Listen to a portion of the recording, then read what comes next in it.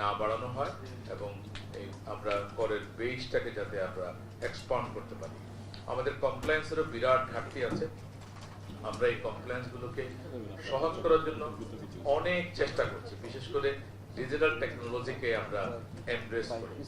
যেমন ধরেন আমাদের ইন্ডিভিজুয়াল ট্যাক্স রিটার্ন দেওয়ার ক্ষেত্রে একটা বড় ঝামেলা ছিল, আমরা কিন্তু এটাকে ডিজিটালাইজ করে কম্পালসারি করার মতো সাহস দেখিয়েছি এবং আলহামদুলিল্লাহ প্রায় আজকে এখন পর্যন্ত বোধহয় 42.5 লক্ষ ট্যাক্স পেয়ার অনলাইনে রিটার্ন সাবমিট করেছে।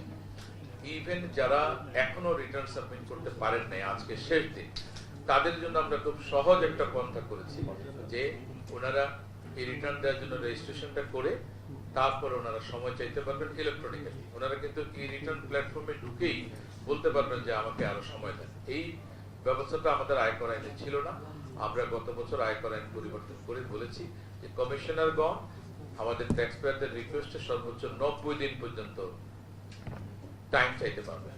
এই টাইম চাওয়ার জন্য আপনাদের কোথাও যেতে হবে না। আপনার গাড়িতে বসে লগ ইন করে আপনি বলবেন যে আমার সময় দরকার, আর আমাদের ডেপুটি কমিশনাররা কমিশনারের অ্যাপ্রুভাল নিয়ে সাথে সাথে অ্যাপ্রুভাল করে দেবেন। গতকাল পর্যন্ত আমার জানার মধ্যে প্রায় 20,000-এর মতো অ্যাপ্লিকেশন আমরা এটা অ্যালাউ করেছে এবং আজকের দিনে আরো অনেক পড়বে। তার মানে আমাদের কিন্তু 30শে জুন পর্যন্ত রিটার্ন দিতে পারবে যদি 90 দিন আমাদের কমিশনাররা অ্যালাউ করে। এই জায়গাটাতে আমরা আগামীবার একটা বড় পরিকল্পনা করছি। আগামী বছর আমরা সারা বছর ধরে রিটার্ন দেওয়াটা ওপেন রাখবো। আমাদের যেমন 30শে নভেম্বর রিটার্ন দেওয়ার শেষ তারিখ, এটা নিয়ে একটা যুদ্ধবন্দী একটা অবস্থা তৈরি হয়। আমরা বলছি 4 কোয়ার্টারে আমরা ভাগ করব। ফার্স্ট কোয়ার্টারে যারা রিটার্ন দিবে তাদেরকে আমরা ইনসেন্টিভ দিব, তারা কিছু রিবেট পাবে। সেকেন্ড কোয়ার্টারে যারা রিটার্ন দিবে তারা রেগুলার। থার্ড কোয়ার্টারে যারা দিবে তারা রেগুলার থেকে একটু বেশি দিবে। ফোর্থ কোয়ার্টারে যারা দিবে তারা আর একটু বেশি। সুতরাং ট্যাক্স পেয়ার ঠিক করবে উনি কি বেশি দিয়ে রিটার্ন দিবে না উনি কম দিয়ে রিটার্ন দিবে না উনি ডিসকাউন্ট দিবে। একই জিনিস আমরা কর্পোরেট ট্যাক্সের ক্ষেত্রে করব। তো আশা করি তাতে করে আমাদের কমপ্লায়েন্স লেভেলটা আরো অনেক বাড়বে। এখন ট্যাক্স দেওয়া অথবা মানে রিটার্ন সাবমিট করা কোনো কিছুর জন্য আর ট্যাক্স অফিসে আসতে হচ্ছে না। আপনি আপনার অফিসে বসেই এটা দিতে পারছেন। আর সবচেয়ে বড় সুবিধা হলো ডিজিটালাইজেশন হওয়ার কারণে সিস্টেম যদি আমরাই ডেভেলপ করে দিই, আপনি শুধু ইনফরমেশন দিবেন, ক্যালকুলেশন অটোমেটিক হয়ে যাচ্ছে, কোনো ভুল ভ্রান্তি হওয়ার কোনো সম্ভাবনা নাই। আরেকটা বড় কাজ আমরা করছি, আমাদের যে বিভিন্ন সিস্টেমের সাথে আমরা ইন্টিগ্রেট হয়ে যাচ্ছি আমাদের এই রিটার্ন সিস্টেমটাকে, যাতে করে ডাটা কানেক্টিভিটির মাধ্যমে কেউ যদি ভুল তথ্য দেয় সেটা যাতে আমরা ধরতে পারি। ফর এক্সাম্পল আমাদের সবগুলো মানে ইলেকট্রিসিটি যে কোম্পানিগুলো আছে, আমাদের ডিপিডিসি বলি, ডেস্কো বলি, অন্যান্য বলি, তাদের কিন্তু ডিজিটাল তথ্য সবার রাখা আছে।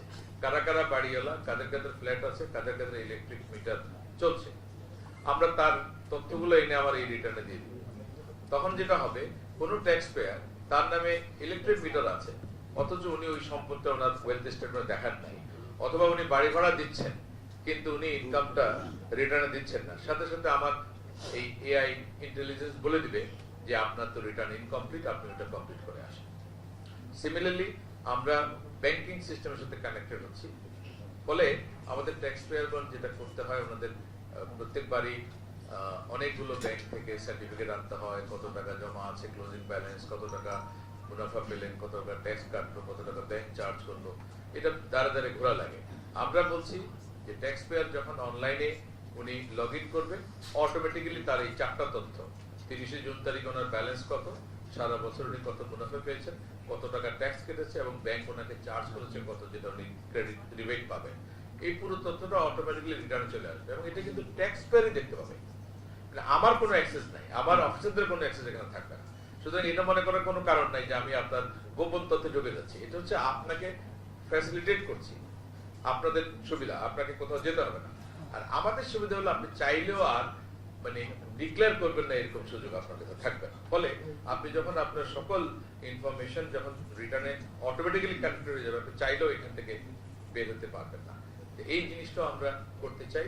আমরা ট্যাক্স নেট বাড়ানোর জন্য কিছু নতুন নতুন সিস্টেমে আমরা আনতে চাই। বিশেষ করে ভিএটির ক্ষেত্রে আমাদের ব্যাপক কাভারেজে নিয়ে আসার কথা। আমাদের ভ্যাট নেটটা অত্যন্ত ছোট এবং আমরা মার্জিনাল ভ্যাট পেয়ারদের জন্য কি ধরনের ব্যবস্থা রাখতে পারি। আমরা যেমন ইনকাম ট্যাক্সে আমরা যেটা করেছি গত মানে 2014 বা তার আগ থেকেই আমাদের ট্যাক্স পেয়ারের সংখ্যা খুব কম ছিল। ট্যাক্স পেয়ার বাড়ানোর জন্য আমরা অনেক জায়গায় বলেছি আপনি যদি ইনকাম না থাকে অথবা আপনি রিটার্ন না দেন তাহলে আপনার এই সার্ভিসগুলো পাওয়া যাবে না।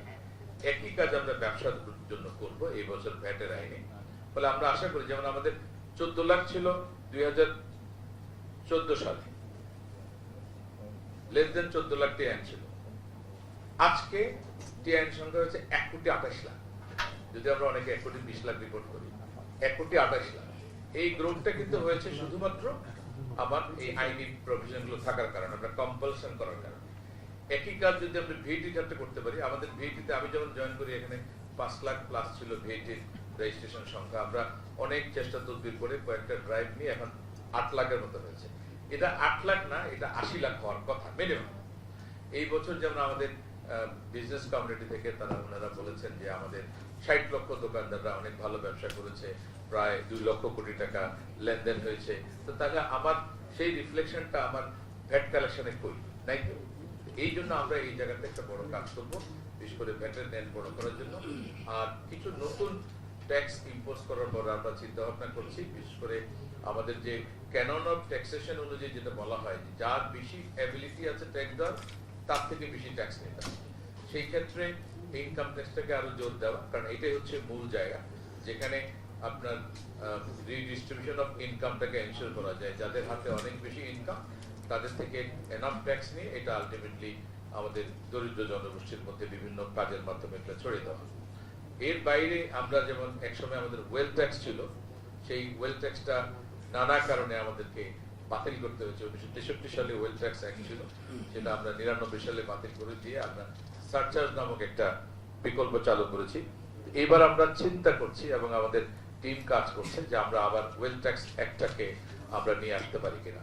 যদি ওয়েলথ ট্যাক্স অ্যাক্টটাকে নিয়ে আসতে পারি তাহলে ওয়েলদি পিপলের থেকে আমরা ইনকাম ট্যাক্সের বাইরে আরো কিছু ওয়েলথ ট্যাক্স পাবো এবং সারচার্জ কথাটাকে বিলুপ্ত করেছি। আরেকটা আইডিয়া এসছে আমাদের যে আমাদের অনেক মানে কি বলে লাকি চিলড্রেনরা তাদের পূর্বপুরুষদের থেকে অনেক প্রপার্টি ইনহেরিট করে। পৃথিবীর অনেক দেশে ইনহেরিটেন্স ট্যাক্স আছে, আমরাও এই ইনহেরিটেন্স ট্যাক্সটা বাংলাদেশে চালু করতে পারি কিনা। আমরা হয়তো শুরু করব ধরেন যেগুলো খুব দামি মানে প্রপার্টি অথবা আমাদের সিটি কর্পোরেশন এলাকাতে যে সকল প্রপার্টি আছে এগুলো যখন ট্রান্সফার হবে নেক্সট জেনারেশনের কাছে, মিউটেশন হবে, তার আগে ওনাদেরকে এই ইনহেরিটেন্স ট্যাক্সটা পরিশোধ করতে হবে। এইভাবে আমরা নানা রকমের চেষ্টা করব যাতে করে আমাদের ওভারঅল যে রেভিনিউ এটা আমরা বাড়াতে পারি। আর লিকেজ বন্ধ করতে হবে। আমাদের এই কাজটা আমরা শুরু করেছি। আমরা যদি সুশাসন এস্টাবলিশ করতে পারি প্রত্যেকটা জায়গায়, আমরা যদি আমাদের যারা সৎ, দক্ষ এবং পরিশ্রমী কর্মকর্তা আছে তাদেরকে যদি নার্সিং করতে পারি, এনকারেজ করতে পারি, তাহলে অটোমেটিক্যালি আমাদের রেভিনিউ লিকেজটা কমবে এবং আমরা রেভিনিউ কালেকশন বাড়াতে পারবো। আমাদের কাস্টম সাইডে আমরা যেটা করতে চাই সেটা হচ্ছে ট্রেড ফ্যাসিলিটেশন। আপনারা দেখেছেন অনেক বছর ধরে আমাদের এনবিআর একটা প্রসেস ছিল যে আমরা সিঙ্গেল উইন্ডো, যেটা ন্যাশনাল সিঙ্গেল উইন্ডো, এটাকে চালু করতে পারি কিনা। আমরা কিন্তু শুধু চালু না, আমরা এটা কম্পালসারি করে দিয়েছি এবং এটা খুব ভালোভাবে ফাংশন করছে। আমাদের ব্যবসায়ীদের আরেকটা প্রবলেম ছিল, তাদের বন্ড ম্যানেজমেন্ট সিস্টেমে তাদের প্রচুর ঝামেলা পোহাতে হতো। এটাও আমরা 1 বছর ধরে ট্রায়াল এন্ড এররে রেখেছি। গত জানুয়ারি থেকে আমরা এটা কম্পালসারি করে দিয়েছি যে আমাদের বিশেষ করে গার্মেন্টসের যে অ্যাক্সেসরিজ এবং যারা ব্যাকওয়ার্ড লিঙ্কেজে যারা আছে ডিমড এক্সপোর্টার, তারা যে ইউটিলাইজেশন পারমিট যেটা তারা ইস্যু করে সেটা এখন অনলাইনে হয়ে যাচ্ছে এবং এই টোটাল বন্ড ম্যানেজমেন্টটা আমরা অটোমেটেড করে দিচ্ছি। কাস্টমসের ক্ষেত্রে আমাদের যে ইন্টারভেনশন গুলো হয়, কোন কোন মালগুলো আমরা ফিজিক্যাল ভেরিফিকেশন করব, এগুলো এতদিন ধরে ম্যানুয়াল পদ্ধতিতে চলছে। আমরা এটাকেও একটা রিস্ক ম্যানেজমেন্টের আওতায় নিয়ে আসছি এবং রিস্ক যে ক্রাইটেরিয়া সেগুলোর মাধ্যমে শুধুমাত্র যে সকল মালামালগুলো আমাদের ফিজিক্যাল চেক করা দরকার সেগুলো চেক করা হবে আর বাকিগুলো অটোমেটিক্যালি গ্রিন চ্যানেল দিয়ে বের হয়ে যাবে। একইভাবে আমরা অথরাইজড ইকোনমিক অপারেটর যারা কমপ্লায়েন্ট ট্যাক্স পেয়ার তাদেরকে ফ্যাসিলিটেট করার জন্য আমরা অথরাইজড ইকোনমিক অপারেটরের যে সিস্টেম সেটাকে কার্যকর করার চেষ্টা করছি এবং এটা অনেক দূর এগিয়ে গেছে। আমরা পোর্টের যে ডিজিটাল সিস্টেম আছে তার সাথে কাস্টমসের এসআইগুলোকে কানেক্ট করছি।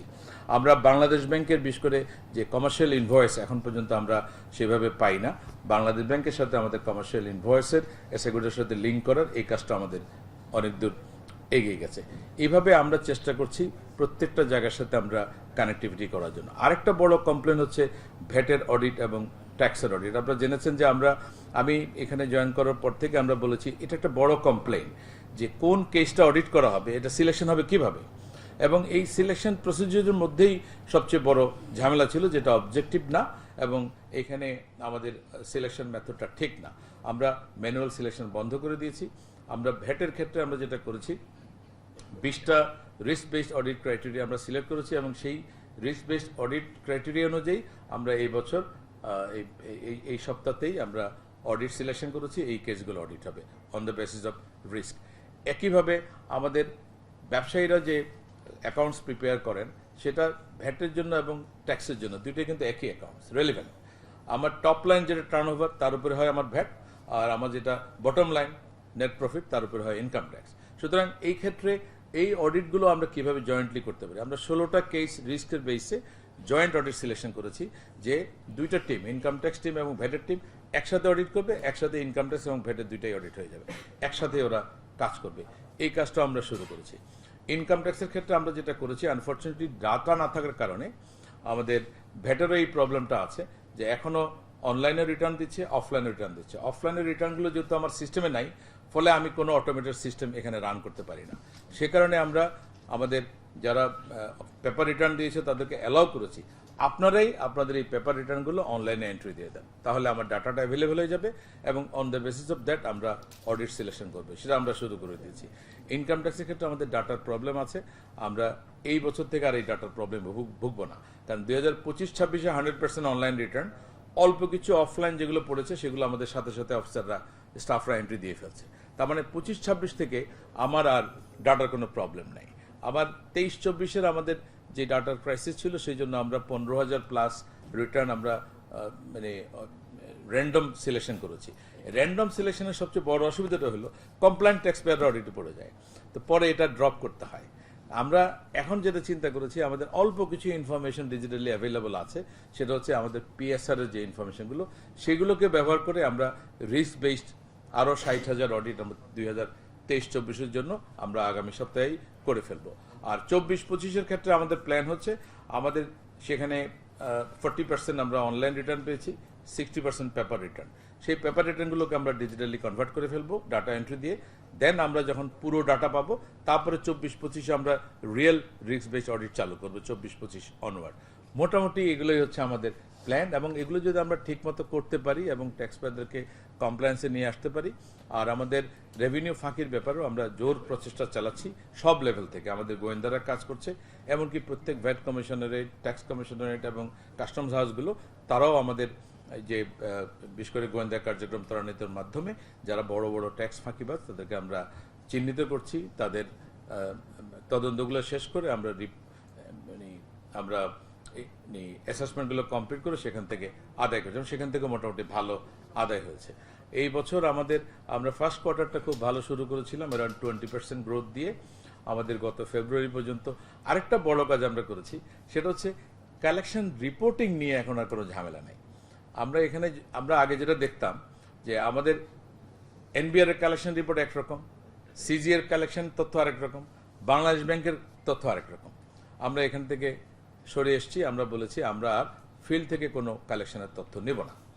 আমার কালেকশন একটাই, যেহেতু আমার প্রত্যেকটাই চালানের মাধ্যমে ট্রেজারিতে জমা হয়, ট্রেজারিতে আমার আইবাস সিস্টেমের রেকর্ড আছে, আমরা সেই কালেকশনটাই রিপোর্ট করছি। ফলে ওভার রিপোর্টিংয়ের যে কালচার ছিল সেটা এখন আর নাই।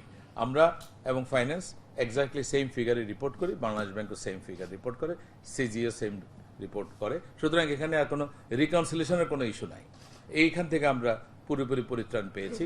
ফলে এখন যে কালেকশনটা আমরা রিপোর্ট করি, আমাদের ফেব্রুয়ারি পর্যন্ত আমরা অ্যারাউন্ড গত বছর থেকে 28,000 কোটি টাকা বেশি আদায় করেছি।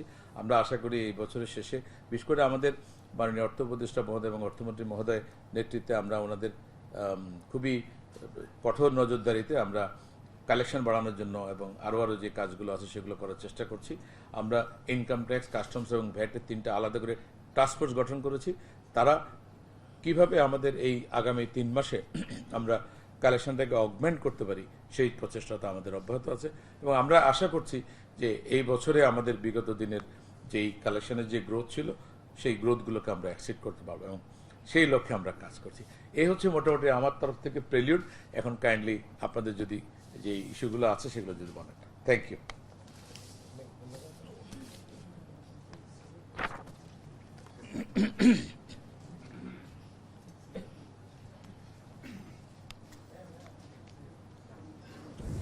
কে শুরু করবে?